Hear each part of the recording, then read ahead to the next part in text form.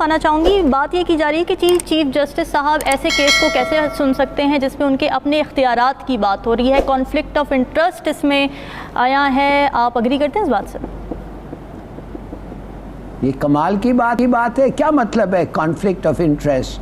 इसके माने कि फाइनेंस मिनिस्टर जो होता है एक मुल्क पे, जब तक वो साइन नहीं करता है एक्सपेंडिचर हो नहीं सकता है। और अगर वो कहना और वो ज़्यादातर उसने प्रोजेक्ट्स वो खुद बना के कैबिनेट से अप्रूव करता है, तो इन अदर वर्ड्स वो नहीं ये कर सकता है।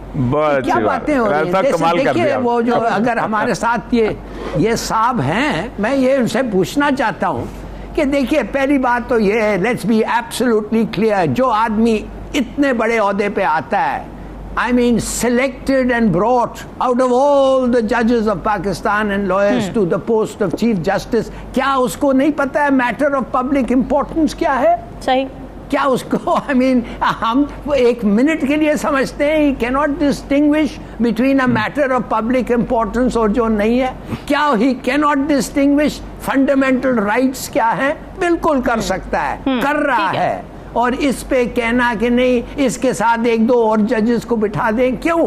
देखिए अगर ये बहादुर स्टांस ये जज ना ले, ये सिंगुलरली बहादुर स्टांस ना ले, मैं आपको बता रहा हूं पॉलिटिसाइजेशन ऑफ द जुडिशरी जो हुई है, जो हम देख सकते हैं, उनको तोड़ दिया है पॉलिटिक्स ने। ये पॉलिटिशियंस ने स्प्लिंटर किया है जुडिशरी को, और इसके माने कि ये एक्सेप्ट कर रहा है।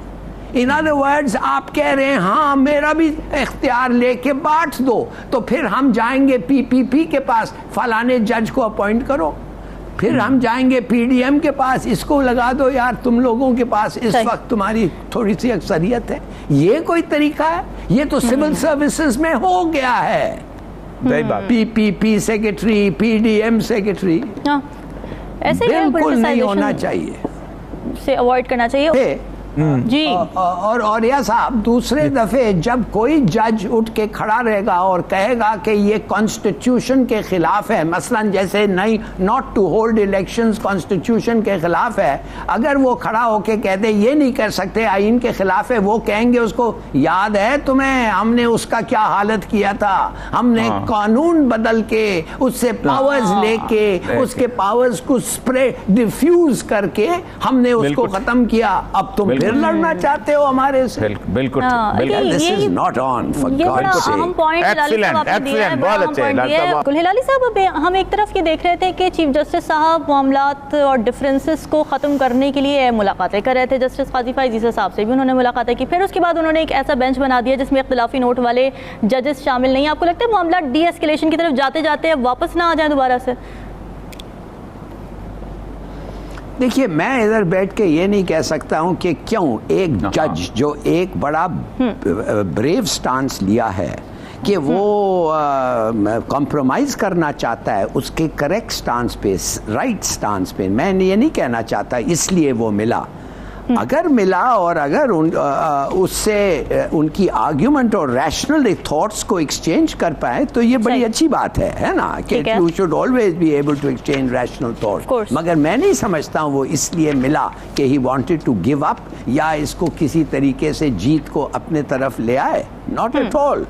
उसने कहा होगा कि I am prepared to hold to this position, मैं इस पोजीशन में खड़ा हुआ हूँ और जो मेरे साथ है वो मेरे साथ हैं, और तुम मेरे साथ अगर नहीं हो, it's up to you, know this thing, मगर you know there it is, we differ. भाई कभी कभी you have to differ, you can't agree. ये जो पाकिस्तान में ये है ना, ये बात कर लो, बैठ के बात कर लो, नो कुछ चीजों पे बात नहीं करनी चाहिए, अलग खड़ा होना चाहिए, अकेले भी हो खड़े हो अलग।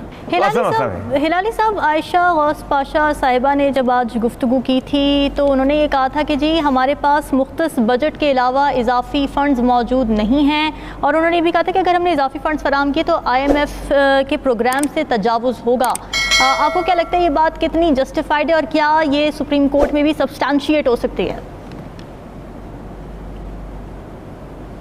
देखिए अब ये लेडी के बारे में मैं कुछ नहीं कहना चाहता, मगर सर उन्होंने जो कहा है उसके बारे में कह दीजिए। बात करना है, हाँ नहीं, मैं यही कहूँगा कि बात ही करना बेकार है इन चीज़ों पे, इसलिए इन्होंने फैसला कर लिया था ना। इन्होंने फैसला किया है कि इलेक्शंस हो नहीं सकते हैं। मैं कहता रहता हूँ, इनके जान और इनकी लाइवलीहुड दोनों चीज़ें ख़तरे में है, तो ये तो कभी करेंगे ही नहीं।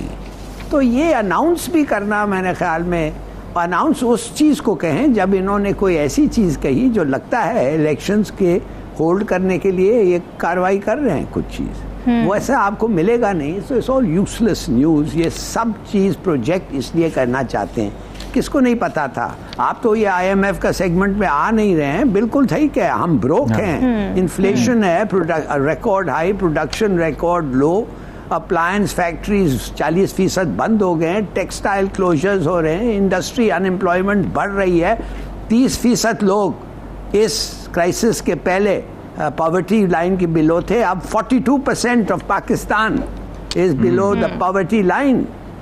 ये सब चीज़ है। तो अगर आप समझते हैं कि इलेक्शंस इतने महंगे हैं तो काट दें, डेमोक्रेसी ख़त्म कर दें, है ना, बैठ जाएं, कोई बच्चा साका को लाके इधर बैठा दें। ये सब बेकार चीज़ें हैं। अब कौन कहता है पाकिस्तान गरीब मुल्क नहीं है, कौन कहता है पाकिस्तान को हर वक्त मुश्किल, मगर 1.5% लोग, जिस मुल्क में 1.5% लोग टैक्स पे कर सकते हैं, 1.5% of the registered tax payers, वो मुल्क कभी नहीं प्रोग्रेस कर सकता है। इसका मतलब है कि वो मुल्क दुश्मन मुल्क के अंदर बैठे हुए हैं। जो मुल्क दुश्मन मुल्क की सिटीजन्स हैं, तो आप कैसे प्रोग्रेस कर सकते हैं? और किसी में हिम्मत नहीं है उनसे टैक्स लेने, किसी में हिम्मत नहीं है उनको अंदर डालें। एक आदमी $43 बिलियन के साथ रिटायर होता है, $43 मिलियन के साथ रिटायर होता है, किसी की हिम्मत नहीं है उसका नाम लें और कहें पकड़ो इसको। क्या दिस इज व्हाट आई से, माने कि हम लोग अपने आप को शर्मिंदा करते रहते हैं, फाइनली हम कहते हैं हम बेशरम हैं, और फिर वी एक्ट लाइक दैट। एक दफ़े जब हम कहते हैं हम बेशरम हैं, फिर हम उस किस्म की actions we project ourselves in. बिल्कुल सही बात है। Very sorry. और यह सब अब IMF की जानिब से एक उम्मीद तो दिलाई गई है कि जी स्टाफ लेवल मुआहदा हो जाएगा, मगर एक रिपोर्ट भी जारी की गई है जिसमें कुछ अच्छे इंडिकेटर्स नहीं हैं। आपको क्या लगता है, ये मुआहदा जल्द होने वाला है या अभी कोई उम्मीद नहीं है? देखिए, उनका टाइटल भी है Pakistan in breach of all fiscal targets.